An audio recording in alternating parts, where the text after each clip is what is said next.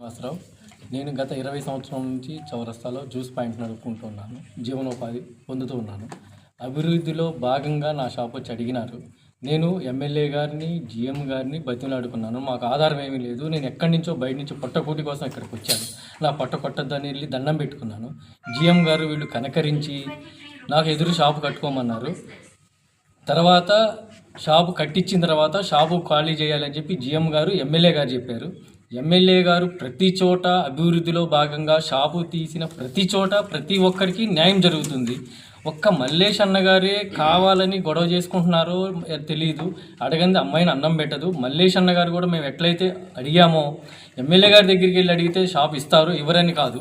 కానీ ప్రతి దానికి గొడవలతో పని ఏది అవ్వదు. సామశ్రీయంగా ఎమ్మెల్యే గారి దగ్గరికి వెళ్ళి ఇట్లా పోయిందని అడిగితే రండి, మీరు వెళ్ళకపోతే మాతో పాటు రండి, మేమన్నా తీసుకెళ్తాం, మీరు దీన్ని పెద్దది ఇష్యూ చేసుకోవద్దు, మాకు ఎట్లయితే ఇచ్చారో మీకు కూడా అట్లా ఇస్తారని, మీకు ఇచ్చేదాకా మేము కూడా మీ తరపున కొట్లాడతాము. షాపోళ్ళు ఒకటి ఉండాలి, కానీ బయట వాళ్ళు వచ్చి గొడవలు పెద్దది చేసినంత మొత్తం మనకి షాపు రాదు.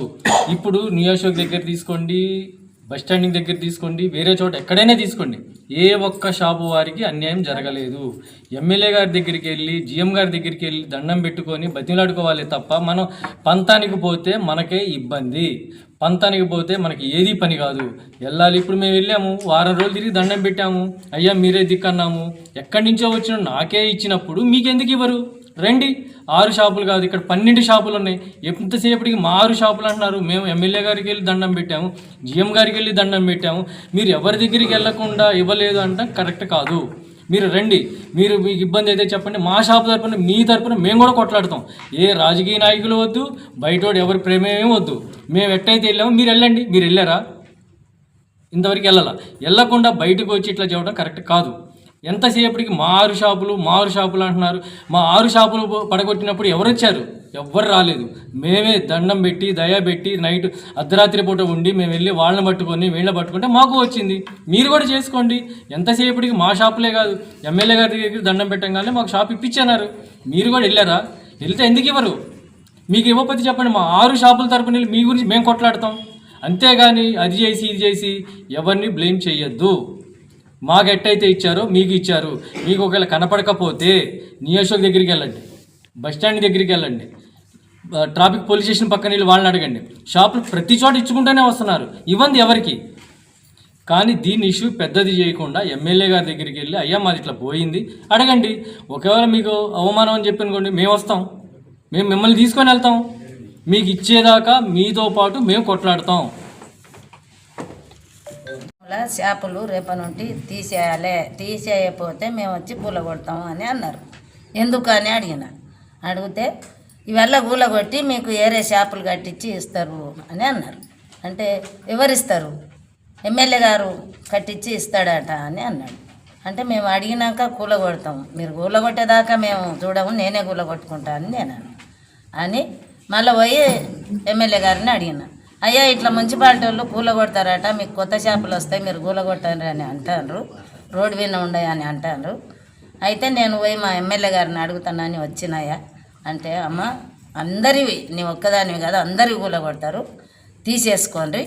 తీసుకున్నాక ఇక్కడ రూములు అవుతాయి, ఎవరి రూములు వాళ్ళు పేర్లతో రాపించుకొని మీ రూములు మీకు ఇస్తారని చెప్పారు. ఆ బర్వాస్తాను మేము ఇంతకు మేమే తీసేసుకున్నాం. మరి నేను ఈ సామాన్ అంతా ఎక్కడ పెట్టుకోవాలి, నేను ఈ బజార్ను ఎడ పెట్టుకోవాలి అయ్యా అంటే, ఇక్కడ ఏదైనా వేసుకొని దాంట్లో పెట్టుకోవాలని అన్నాడు. ఆడకుండా టెంపరవరీ మళ్ళీ తీయమన్నప్పుడు తీయాలి అని అన్నాడు. సరే అన్న. దాంట్లో టెంపరవరీ 60,000 అయినాయి. దాన్ని టేల వేసుకున్నా, దాంట్లో సామాన్ పెట్టుకున్నా. ఆడ గిరాకీ అయితే లేదు, వాళ్ళు అమ్మడం అన్ని గారెలు చేస్తుంది, నాకు గొంత అంతా మాట్లాడకుండా అయింది. అమ్మ నేను ఇక్కడ బతకలేని చచ్చిపోతా అంటే ఆడ బండి పెట్టుకొని అమ్ముకోపో అన్నది.